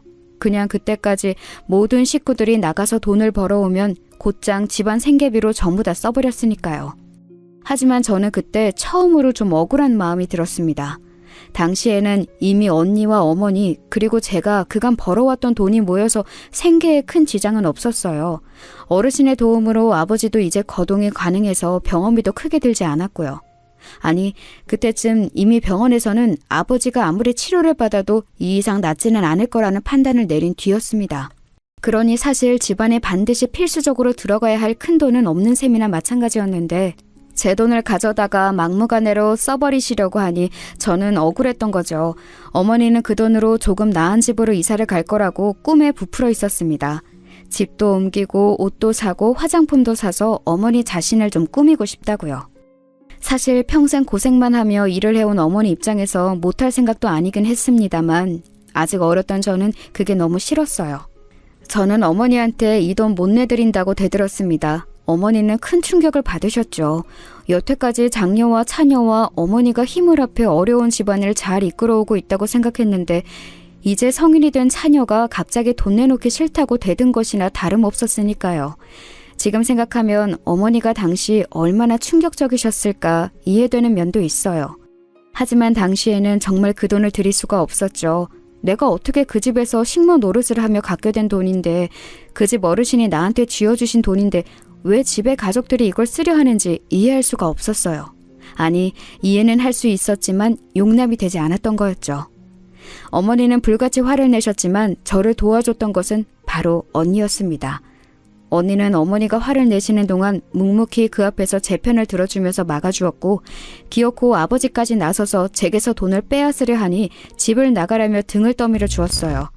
언니는 식당에서 일하며 돈을 상당히 잘 벌어오고 있어서 이제 가족은 내가 책임질 테니 걱정하지 말라면서 너는 이제 떠나서 네 살 길 찾으라고 말해주었죠. 그 말이 얼마나 고맙던지요. 지금 생각하면 겨우 20대 중반이었던 어린 언니가 어떻게 동생한테 그런 아량을 베풀어줄 수 있었던 것인지 알 수 없어요. 저는 언니의 말을 듣고 곧 집을 나와서 미리 소개를 받아두었던 봉제 공장으로 들어갔습니다. 식모살이를 했던 댁에서 이제 돈 벌 곳이 없다면 이곳으로 가라면서 소개를 해주셨던 곳이었죠. 여러모로 고마운 댁이었어요. 그리고 그곳에서 남편을 만나 결혼했습니다. 일한 지 3년 만에 23 꽃다운 나이에 웨딩드레스를 입었죠. 남편은 봉제 공장과 거래하는 소매점의 사장으로 저와 나이 차이는 좀 있었지만 무척 다정하고 좋은 사람이었습니다. 다혈질이었던 저희 친정아버지하고는 완전히 다르게 온화하면서도 섬세한 사람이기도 했죠. 저는 결혼 후 그래도 친정에 가봐야겠다 싶어서 친정으로 향했습니다. 집 나간 딸이었지만 번듯한 사위를 데리고 왔으니 이제 부모님이 기뻐하시지 않을까 기대 반 설렘 반이었죠. 하지만 부모님의 반응은 제가 기대했던 것과는 완전히 달랐어요. 가족 버리고 남자 찾아 쫓아간 계집애라면서 부모님은 저를 아예 보려고도 하지 않으셨죠. 그때도 언니하고 동생만이 저와 남편을 만나서 인사를 해주었어요. 언니는 그때 자기 식당을 열었더군요. 작지만 나름대로 잘 되고 있다면서 이제 가족들 생계 걱정은 하지 말라고, 그리고 앞으로도 계속 연락하면서 살자고 언니가 따스하게 말해주었습니다. 저는 정말 너무 고마웠어요. 언니가 있어서, 그리고 동생이 있어서 비로소 제게 친정의 의미가 있다고 느껴졌죠. 언니의 식당 일이 바빠서 그 후로 자주 교류는 하진 못해도 전화 연락은 언제나 주고받으며 살았어요. 언니도 결혼을 하고 아이를 낳고 가정을 가지면서 만나는 일은 좀 줄었지만요. 슬프게도 동생은 사기를 당해 아무래도 삶이 힘들어지니 연락이 뜸해졌죠. 저도 아들 둘을 낳았어요. 제 시대만 해도 남아선호가 남아있던 시기라서 저는 두 자식이 모두 아들인 것이 그리 좋고 기뻤답니다. 미안하게도 언니는 하나 낳은 자식이 딸이라서 제대로 대놓고 자랑도 하진 못했어요. 하지만 언니는 제가 아들을 자랑스러워하는 것을 눈치챘는지 조금씩 저하고 이야기하기를 꺼려했습니다. 그래도 언제나 저에 대해서 신경 쓰고 있다는 사실만은 알게 해주어서 저도 연락을 조금 덜 하면서 많이 조심을 하려고 애썼죠. 아이들은 무럭무럭 자라났습니다. 아들 둘 기르면 엄마가 깡패가 된다는 말도 있잖아요. 저 역시 거기에서 별반 다르지는 않았습니다. 애들이 특별히 성미가 고약한 애들도 아니었지만 좀 욕심들이 많았어요. 큰애는 작은애가 뭘 물고 있으면 꼭 그걸 빼앗아서 자기가 먹어야 성미가 풀렸고, 작은애는 큰애가 가지고 노는 장난감을 항상 뒤로 빼돌려서 자기 침대에 갖다 놓더라고요. 저도 남편도 욕심 없이 그저 평안한 성격들이라서 대체 이 애들이 누굴 닮아서 이런가 궁금할 지경이었어요. 저는 결혼하면서 봉제 공장을 그만두었지만 남편이 하는 옷가게가 나름대로 되긴 해서 먹고 사는 데는 지장이 없었죠. 그래도 두 아들이 욕심을 내면서 먹는 것, 입는 것, 쓰는 것 모두를 다 서로 질투하고 더 좋은 걸 사달라고 하니 살기가 빠듯할 지경이었습니다. 물론 애들이야 너무 예뻤죠. 욕심은 많아도 큰애는 듬직하고 선선한 면이 있었고, 작은애는 애교 많고 눈치 빠른 예쁜 점이 있었답니다. 내 속에서 난 같은 아들들이라도 이렇게 다르구나 싶어서 가끔 감동적일 정도였어요. 애들 기르면 언제나 자기도 모르게 감동하고 좋은 추억이 남는 그런 시간들이 있잖아요. 저희 아들들도 똑같이 마찬가지였던 거죠. 남편도 온화하고 좋은 사람이었고 아들들도 그렇게 저한테 좋은 추억을 안겨주어서 나름대로 행복한 삶을 살았다고 자부합니다. 큰애는 공부를 정말 잘했고 작은애는 그 정도는 아니더라도 나름대로 모범생 축에 들었어요. 주변 엄마들은 저를 많이 부러워했었죠. 욕심 많은 애들이라도 그 성격 덕분에 공부를 잘하는 거라고 저는 그렇게 생각하면서 뿌듯해하기도 했어요. 그런데 문제는 큰애가 대학에 들어가고 나서 발생했습니다. 남편이 교통사고로 사망한 거였죠. 남편은 여느 날이나 똑같이 아침 일찍 가게로 나가려고 차를 타고 운전해서 도로로 진입했는데 역주행해서 오던 차량과 정면으로 부딪혀서 세상을 떠났습니다. 저희가 뭔가 병원으로 데리고 와서 뭘 해볼 겨를도 없이 그냥 사고 현장에서 즉사한 거였죠. 그래도 나중에 이야기 듣기로 너무 순간 죽어서 고통은 없었을 거라는 게 유일한 위안이었습니다. 저는 거의 기절할 것처럼 울었었죠. 평생 의지하고 지내던 다정한 남편이 그렇게 한순간에 세상을 떠나 제 곁에 없으니 정말 모든 게 무너져 내리는 것 같았습니다. 게다가 큰애는 성인이 간신히 되었고 작은애는 아직 고등학교 3학년이 막 되었던 시절이었어요. 이른 봄에 사고를 당한 거였죠. 아직 추위도 채 가시지 않은 날 장례식장에서 펑펑 울고 있는데 큰애는 무뚝뚝한 얼굴로 앉아있고 작은애는 어두운 표정이더군요. 아직 너무 어린 애들이라 아버지가 돌아가신 것의 무게를 모를 수도 있다는 생각이 들었습니다. 저는 애들을 끌어안고서 괜찮다고 아버지가 돌아가셨어도 이 엄마가 있으니 아무 걱정하지 말라고 말해주었어요. 그런데 그때 작은애가 제 손을 딱 내치더니 불통하게 말하더군요. 아 엄마, 나 고3이야 이제. 공부해야 하는데 나 진짜 여기서 밤새? 저는 순간 뭐라고 말해야 할지 말문이 막혔습니다. 아니 아버지가 교통사고로 비명에 갔는데 아들이 장례식장에 있어야 하냐고 묻다니요. 저는 순간 제가 정말 그동안 가정교육을 잘못시킨 건가, 대체 인간이 되긴 한 건가, 작은 아들의 된됨이 자체에 의문이 들었습니다. 그때 큰애가 작은애를 퍽 치면서 짜증스럽게 말하더군요. 누군 좋아서 있어? 나도 알바해야 하는데 빼고서 있잖아. 입 다물고 있어. 아, 왜 때려? 남들 들으면 멍청이 취급하니까 입 다물라고. 큰애는 작은애를 나무라면서 가만히 있으라고 했어요. 큰애와 작은애 나이 차이가 2살밖에 안 나지만 그래도 형 대접은 확실히 했기 때문에 작은애는 억울한 표정으로 입을 다물더군요. 하지만 저는 큰애의 말도 좀 충격적이었어요. 아니 아버지가 돌아가셨는데 슬퍼하지는 못할 망정 좋아서 있는 게 아니라고 하다뇨. 그리고 멍청이 취급당하기 싫으면 가만히 있으라는 건 이유로 되면 안 되는 거잖아요. 아버지 장례식인데 말이에요. 하지만 저는 기가 막힌데도 그걸 표현할 수가 없었습니다. 그날 당장이라도 쓰러질 것 같아서 더 이상 부정적인 감정을 느끼면 정말 제 인생이 끝나버릴 것 같았어요. 그래도 남편이 남긴 재산과 내 아이들을 끝까지 잘 지켜내야 한다는 생각으로 이를 악물고 버텼습니다. 애들은 아직 어려서 아버지가 돌아가신 무게를 모르는 거다. 조금만 더 시간이 지나 철이 들면 알게 될 거다. 그렇게 생각하는 수밖에 없었죠. 남편의 장례식을 치르고 나서 저희 가게는 급속히 기울었습니다. 남편이 그간 가게를 잘 운영해 왔다고는 하지만 아주 큰 돈을 번 것은 아니었기 때문에 모아놓은 돈은 그리 많지 않았어요. 집 한 채와 아이들 등록금용으로 모아놓은 돈뿐이었죠. 그래도 다행히 남편이 애 둘 모두 대학 4년 등록금을 전부 모아놓은 것이 1,500만 원 정도 있었어요. 생활비는 적금해 놓은 것으로 뜯어서 쓰더라도 애들 등록금만은 절대 건드리지 않겠다고 생각했었죠. 그런데 항상 인생이란 제가 계획한 대로만 흘러가지를 않습니다. 그래도 대출금 하나 없는 서울의 집 한 채와 적당한 적금, 애들 등록금 정도로도 아이들이 졸업해서 취업할 때까지는 버틸 수 있을 거라고 여겼어요. 하지만 점점 더 돈은 바닥나기 시작했고 설상가상 제가 고혈압과 당뇨 같은 지병이 생기면서 병원비가 들어갔습니다. 최대한 버텨봤지만 병원을 가지 않고서는 몸이 안 좋아져서 견딜 수가 없었어요. 결국은 애들 등록금까지도 손을 떼서 써야 할 지경에 이르렀죠. 생활비로 따로 목돈 마련해 놓은 것은 솔직히 그걸 허물어서 쓰면 나중에 정말 생계가 위험할 수도 있어 쓸 수가 없었어요. 애들을 불러다 놓고 저는 솔직하게 상황을 전했습니다. 지금 우리 집 사정이 이렇다. 미안하게도 엄마가 몸이 아파서 너희들 등록금으로 아버지가 남겨놓은 돈을 써야 할 것 같다. 그러니 어떻게 해야 할지 생각해보자꾸나 하면서 말이에요. 그런데 그 말을 하자마자 작은애가 그러는 겁니다. 안 돼요. 그 돈 아버지가 우리한테 준 건데 왜 엄마가 써요? 미안하다. 하지만 엄마가 지금 병원을 안 가면 몸이 더 안 좋아져서. 아, 안 된다고요. 내 건데 왜 엄마가 써? 작은애는 막무가내로 안 된다고 했어요. 그때 작은애는 대학 2학년이었는데 큰애는 대학 4학년이었죠. 그나마 큰애가 한 학기 남은 상황이라서 다행이었어요. 큰애는 작은애를 흘낏 보더니 비웃으면서 그러더군요. 아쉽긴 하지만 엄마 쓰세요. 그리고 나중에 집 팔고 나서 저한테 그 돈 주시면 되는 거예요. 뭐? 그런 게 어딨어? 난 4년 내내 장학금 받아서 다녔어. 님 뭐 했냐? 학점 망해서 등록금 다 내고 다녀놓고? 큰애의 일침에 작은애는 제대로 뭐라고 항변도 못하더군요. 하지만 저는 그리 개운한 입맛은 아니었습니다. 큰애는 어쨌든 이 집을 팔고서 등록금에 해당하는 돈을 내놓으라는 뜻이었죠.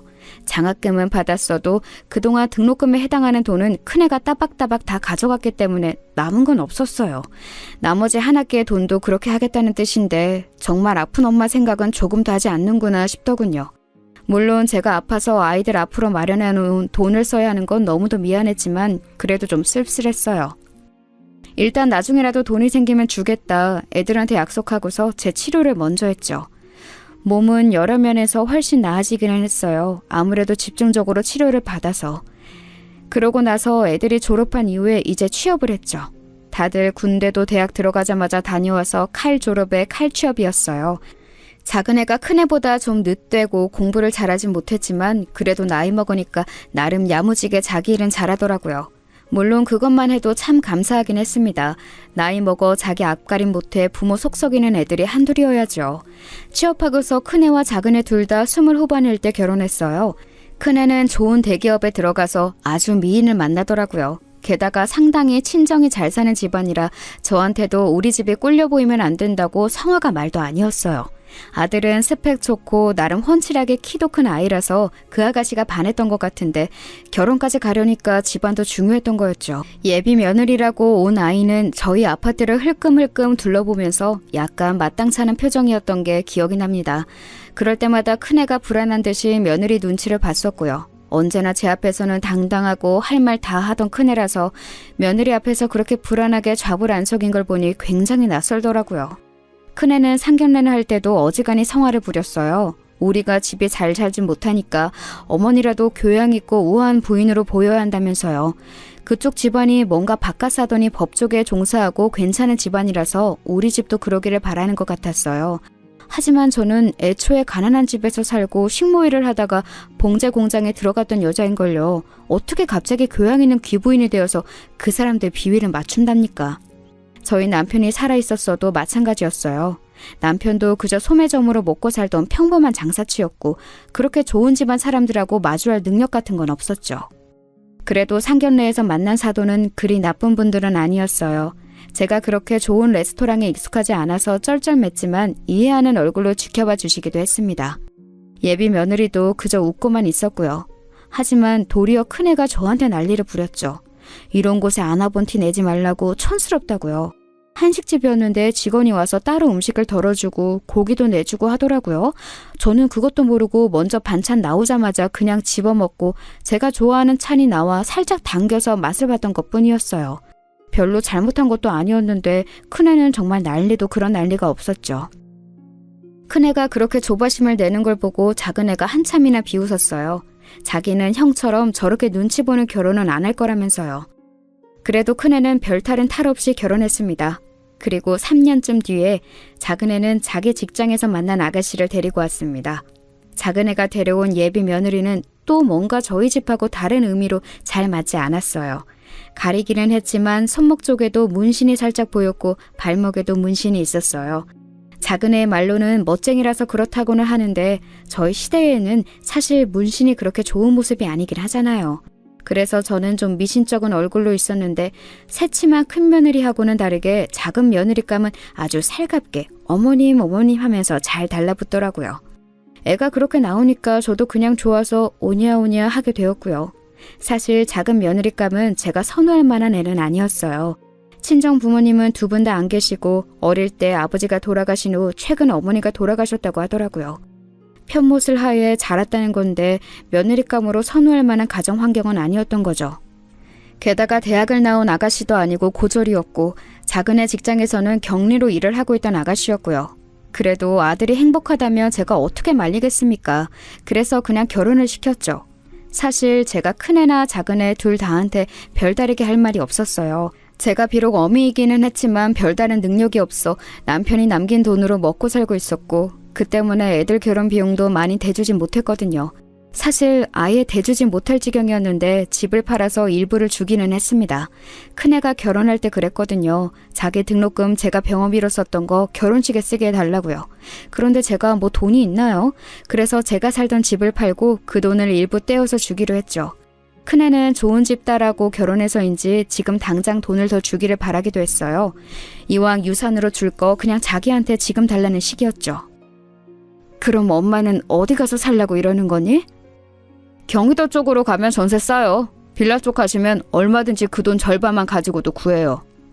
아니 그럼 나는? 형이 그만큼 가져가면 난 결혼할 때 빈털터리로 가요? 형 줄 거면 나도 그만큼 지금 주든가. 나중 되면 아예 남는 것도 없어서 나만 닥쳤던 게 되는 거 아니야? 정말 아찔하더군요. 작은아들은 아직 큰아들 결혼할 때 결혼할 사람조차 없었는데도 자기가 받을 돈이 없을 게 걱정된다면서 자기도 돈을 주기를 바랬어요. 큰아들은 작은아들이 회방을 놓자 울컥하는 듯한 모습이었지만 자기도 할 말은 없었죠. 장남이라는 걸 내세워서 조금 더 받으려고 들고 심지어 그냥 유산 줄 거 지금 달라고 아파트 판 돈을 죄다 내놓으라는 식으로 말하기도 해서 제가 일단 막아섰어요. 그럼 너희들 이 돈 다 나눠주고 나면 엄마 모실 거니? 그건... 당연히 모시죠. 같이 살면 되잖아요. 뭐가 문제예요? 큰아들은 지금 당장 결혼하는 상황이니 제대로 말을 못하는데 작은아들은 철딱서니 없이 잽싸게 대답하더라고요. 저는 작은아들의 그 말도 믿을 수 없었지만 큰아들이 바로 대답하지 못하는 것도 너무 서운했어요. 하지만 큰아들은 한참이나 고민하더니 이윽고 고개를 끄덕이더군요. 사실 뭐 그 돈 주시면 꽤 큰 집 구할 수 있을 테니까 그럼 모시고 사는 거 어렵지 않죠. 그 말 믿어도 되는 거니? 전 쟤하고는 달라요. 될 만할 때 말하는 거예요. 큰아들은 조금 차갑게 대답했지만 도리어 그 말이 작은아들의 호언장담보다 미더웠어요. 그래도 제 말에 조금이라도 고민을 하고서 대답을 한 거였으니까요. 그래서 큰애 결혼 직전에 아파트를 팔아서 애들한테 나눠주었죠. 저한테는 정말 생활비 몇 푼밖에 남지 않았고 그래서 큰애는 결혼 직후부터 저와 같이 살아야 했습니다. 큰며느리는 대놓고 싫은 티를 내지는 않았지만 그래도 마땅찮아하는 기색이 종종 보였어요. 그건 너무 당연한 일이기는 했죠. 요즘 며느리들이 어디 결혼하고서 합가할 생각이나 하나요? 하지만 어쨌든 큰아들이 어떻게 설득하기는 했는지 제가 같이 산다고 했을 때 별말 없이 받아들이더군요. 적어도 제 앞에서 대놓고 뭐라고 하지는 않았어요. 그것만으로도 감지덕지였죠. 다만 큰아들은 제가 집에 있을 때 꼭 방 안에만 있으라고 당부했어요. 지금 사돈댁에서도 제가 아들 부부와 같이 산다는 사실을 무척 안 좋게 생각하신다면서 며느리한테 거슬리지 말고 제발 방 안에서 별일 없으면 나오지 말라는 말을 반복해서 제게 하기도 했죠. 솔직히 제가 제 아들하고 같이 사는데, 그리고 이 집을 마련할 때 제가 살던 아파트에 돈도 들어갔는데 제가 그래야 하는 이유를 알 수 없었지만, 그래도 신혼부부 집에 제가 합가를 한 것이니 전후 사정이 어찌 되었든 저는 큰아들 말을 지키려고 애를 썼어요. 애들 부부 생활에 제가 방해가 되면 안 된다는 생각에서였습니다. 그건 어미로서 어쩌면 당연한 일이기도 했고요. 처음 2, 3년은 어찌어찌 지나갔어요. 아직 애가 없으니 큰아들 부부는 주말에 거의 외지로 나들이를 갔고 빈집에서 저는 주말만이라도 숨통이 튀어서 살 수가 있었죠. 사실 남편이 남긴 유산도 이제 거의 없는 상황에 그렇게 살 수 있는 것도 다행이라는 생각이 들었습니다.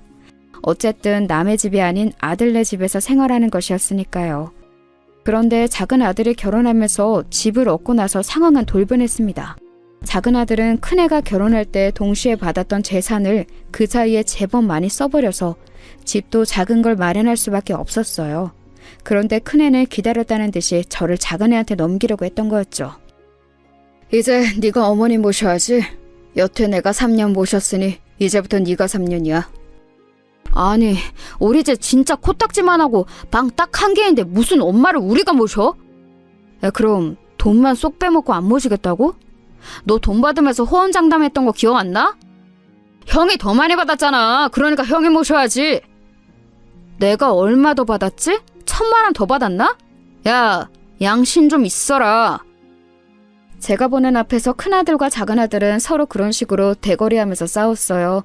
정말 어찌나 화가 나고 분하던지요. 아들들이 서로 저를 모시기 싫다고 서로 떠넘기려고 거의 드자빚을 직전까지 가는 꼴을 보니 제가 헛살았다 싶었습니다. 하지만 동시에 제 수중에 돈이 전혀 없었기 때문에 화가 나도 멀거니 보고 있을 수밖에 없었어요.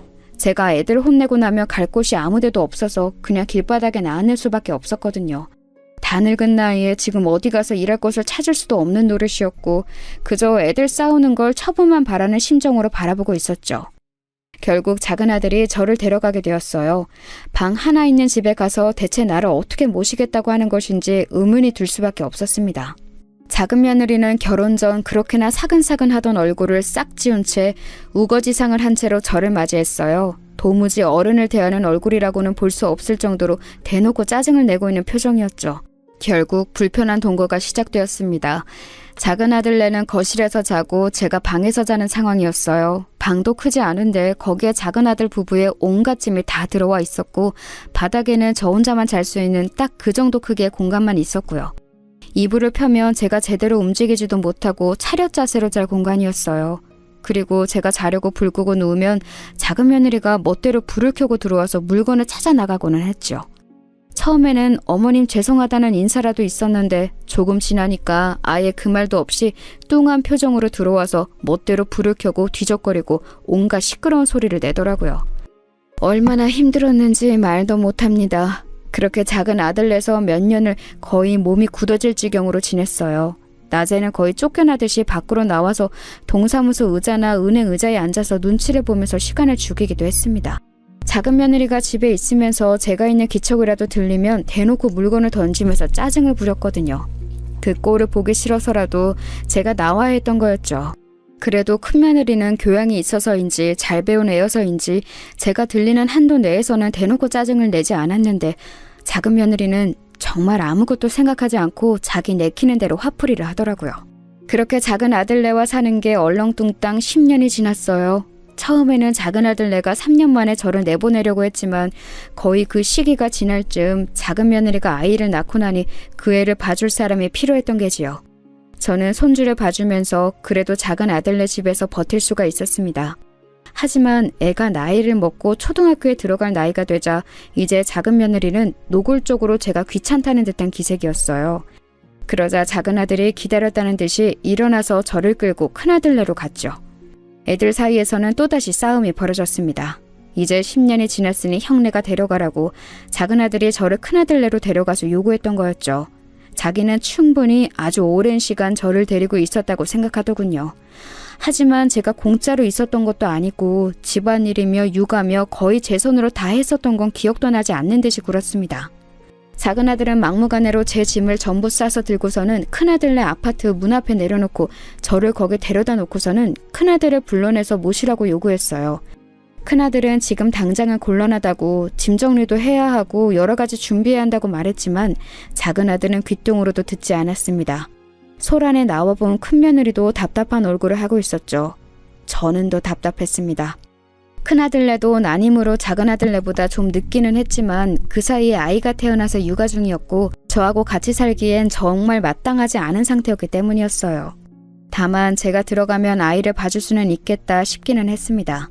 다만 큰며느리네 안사돈과 그쪽에서 붙여준 시터가 아이를 돌봐주고 있어서 제가 잉여 인력일 수도 있기는 했지만요. 결국 작은아들의 막무가내에 못 이겨서 큰아들은 저를 집 안으로 들였습니다. 큰며느리는 이전과는 달리 저를 제대로 보려고도 하지 않더군요.